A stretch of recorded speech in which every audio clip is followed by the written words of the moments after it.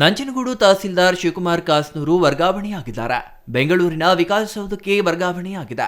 ಶಿವಕುಮಾರ್ ಕಾಸ್ನೂರು ಸ್ಥಳಕ್ಕೆ ರಾಮನಗರ ತಹಸೀಲ್ದಾರ್ ಸ್ಮಿತಾರನ್ನ ನಿಯೋಜಿಸಲಾಗಿದೆ. ಇನ್ನು ವರ್ಗಾವಣೆಯಾದ ಶಿವಕುಮಾರ್ ಕಾಸ್ನೂರು ಅವರಿಗೆ ಸಿಬ್ಬಂದಿ ವರ್ಗ ಆತ್ಮೀಯವಾಗಿ ಹೃದಯ ಸ್ಪರ್ಶಿ ಬೀಳ್ಕೊಡುಗೆ ನೀಡಿದೆ. ಅವರ ಅವಧಿಯಲ್ಲಿ ಸಾರ್ವಜನಿಕರಿಗೆ ನೀಡಿದ ಹಲವು ಸೇವೆಗಳ ಭಾವಚಿತ್ರಗಳನ್ನು ಬಳಸಿ ಚೊಕ್ಕದಾದ ವಿಡಿಯೋ ರಚಿಸಿ ಬಿಡುಗಡೆ ಮಾಡಿದ್ದಾರೆ.